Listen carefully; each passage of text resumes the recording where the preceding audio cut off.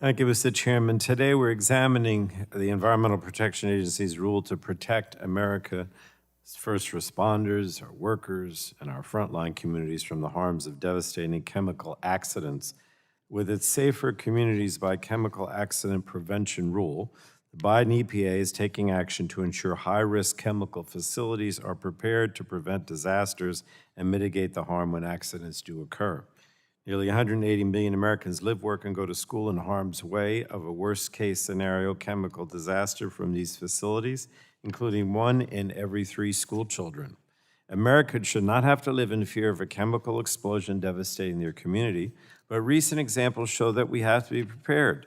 Just 2 years ago, a refinery in Oregon, Ohio, had an accident release of flammable chemicals that started a fire, killing 2 workers.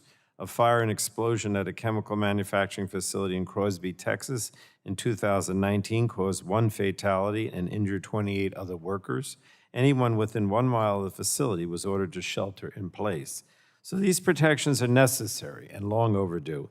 In fact, many of the requirements of the rule are already considered industry best practices, like assessing safer technology alternatives and preparing for natural disasters. The Safer Communities rule would provide more information to communities, first responders, and workers to ensure they can adequately plan for a chemical incident. For far too long, communities have been forced to jump through bureaucratic hoops to get basic information about the critical facilities in their own backyards. And with this new rule, they will now have access to that basic information on EPA's website, ensuring they can plan and make safety decisions that best suit their household. And this structure simultaneously protects the security of the facility while giving communities enough information to make the best decisions in moments of crisis. Now, the rule also empowers workers at facilities to act to protect the safety of themselves, the facilities, and the surrounding communities. And that's important. It's a recognition by EPA that workers are the first line of defense when an incident occurs.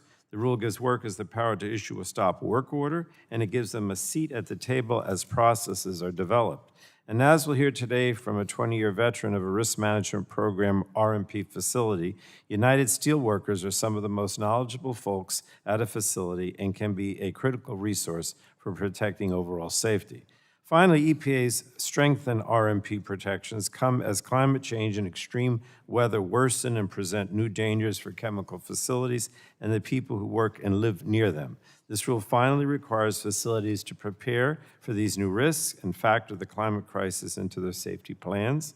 The requirements of the Safer Communities rule have actually not even gone into effect, and yet committee Republicans are already holding a hearing to attack it. Now, it's just unfortunate, but not unexpected from this Republican majority, which repeatedly puts polluters over people.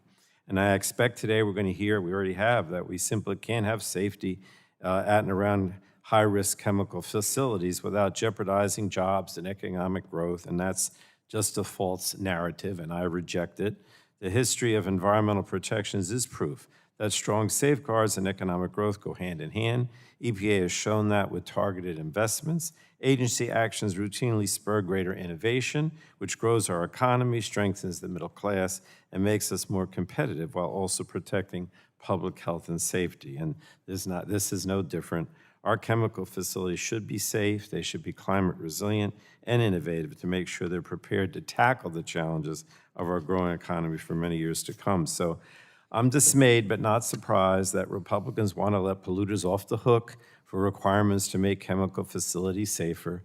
Their unfounded arguments against EPA's strengthened chemical disaster rule endangers the health and safety of workers and surrounding communities and the first responders that unfortunately must rush into a facility when an incident occurs. So EPA took a very measured and thoughtful approach on this rule, and I look forward to working with them as it's implemented. And with that, Mr. Chairman, I yield back.